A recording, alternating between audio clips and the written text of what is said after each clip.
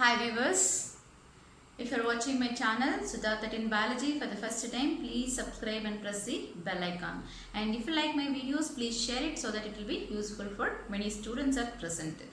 And for today's session, I would like to discuss about dialysis technique, that is hemodialysis. So when is this hemodialysis suggested by doctor?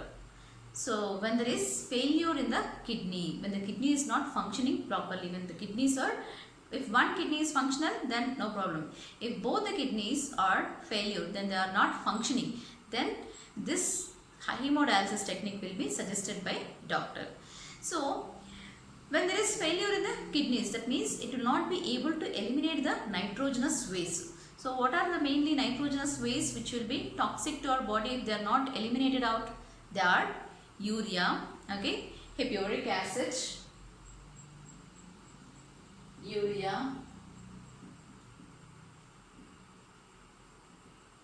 hippuric acid,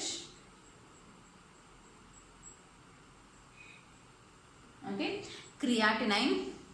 So all these are nitrogenous waste. If these are not eliminated, it turns toxic in our body. Even uric acid. So when there is failure in the kidney functioning, then this will not be able to eliminate this nitrogenous waste. So if this uremia is caused, then that leads to, this is called as uremia. So what is this uremia? Increase in the concentration of urea in the blood. So that is uremia.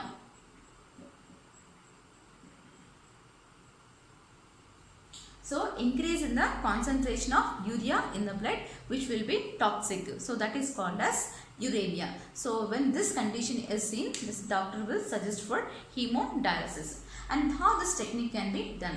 So it is nothing but it is an artificial kidney setup which can be seen through a dialyzer machine. Okay, so this is a dialyzer machine where the blood will be filtered.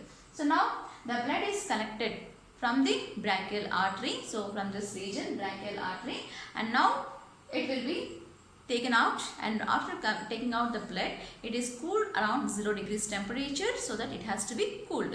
And further, this will be given heparin. So as a blood which is now taken outside, so it has to be given an anticoagulant which prevents the clotting of blood, okay, which is preventing the clotting of blood outside. So that is heparin, which is artificially given here. Okay. So inside our body it is naturally secreted in our blood. So but it is not required inside. So it has to be given when the blood is taken out. So that is heparin is given, which prevents clotting of blood. And next, now the blood is passed to the machine that is called as dialyzer machine, which is artificial kidney setup. And now this dialyzer machine constitutes an inlet as well as outlet, and inside this dialysis machine you can see many tubes. So some tubes which are being placed. So these are nothing but cellophane tubes. So these tubes are nothing but cellophane tubes which are filled with a chemical. So that is called as dialysate. Okay, so that chemical which is present inside this tubes, that is called as dialysate chemical. So this constitutes an artificial blood, that is which is synthetically made, and this constitutes all the constituents whatever present in the blood except nitrogenous waste like urea, hippuric acid, creatinine as well as uric acid. So except, so this may be absent or even present at low concentration. So this cannot be seen. So that is in the dialysate solution which is placed inside this cellophane tubes. And the cellophane tubes which are semi-permeable. Okay, so it is selectively permeable. And now these are the cellophane tubes which are filled with a dialysate solution or chemical dialysate solution. So which contains all the constituents similar to blood plasma like glucose. So glucose concentration of blood is how much? So 100 grams. Even in this also it will be same. So like that glucose as well as amino acid concentration. Okay, so all this will be there. And this will not, so this mainly work on the principle of diffusion process. Okay, diffusion process, and this will not be able to diffuse the large macromolecules like plasma proteins. So it will not diffuse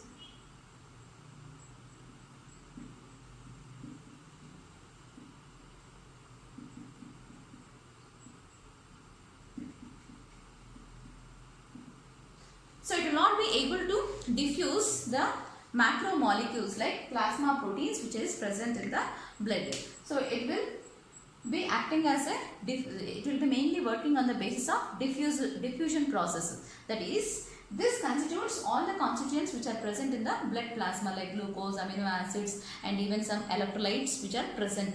So as seen in the composition, it is being maintained except this nitrogenous waste like urea, creatinine and hippuric acid. So now how this diffusion process will be occurring? So now the movement of the substances takes place from higher concentration region to lower concentration region. That means now the urea, hippuric acid, creatinine which is being collected in the blood. So now this setup is mainly to purify the blood. So now whatever the constituents which are present in the blood now, the nitrogenous waste, this has to be eliminated in the dialysing machine. So this will be diffused, that is from higher concentration region to the lower concentration region. That is from the blood to, so that is from the blood to dialysate. Okay, so now the blood is the one which is constituting the higher concentration of urea and all this nitrogenous waste. So now they move from higher concentration region to lower concentration region. So that is higher nitrogenous waste concentration to lower nitrogenous waste concentration. So all these toxic substances which will be now filtered from the blood to the dialysate chemical. So that is chemical which we are calling it as dialysate.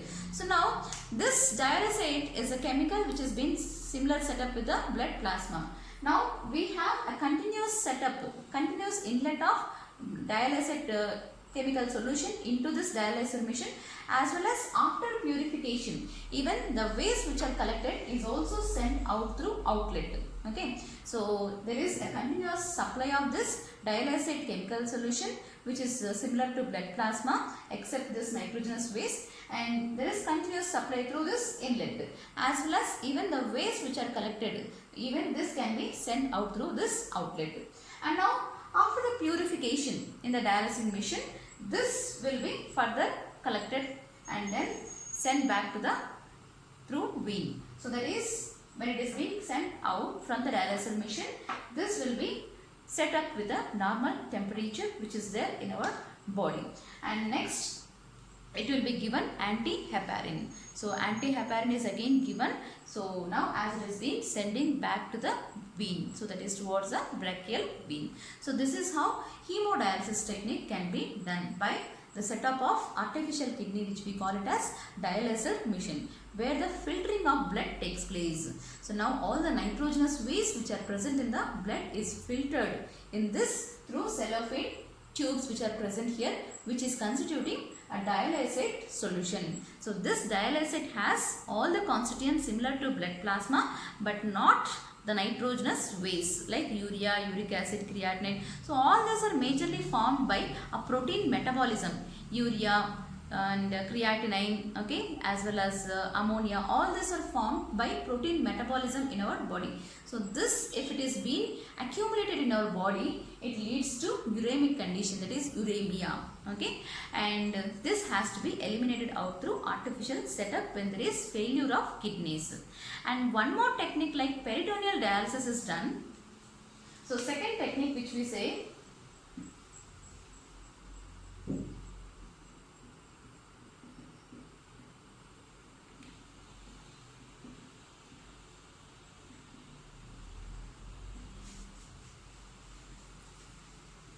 this second technique, that is peritoneal dialysis, where a small tube, that is catheter, along with the dialysate solution is placed in the abdominal region. So where there is entry of, so through the catheter. So if this is a catheter, a tube like structure where it is inserted in the abdominal region near the kidneys. So this connected along with the dialysing solution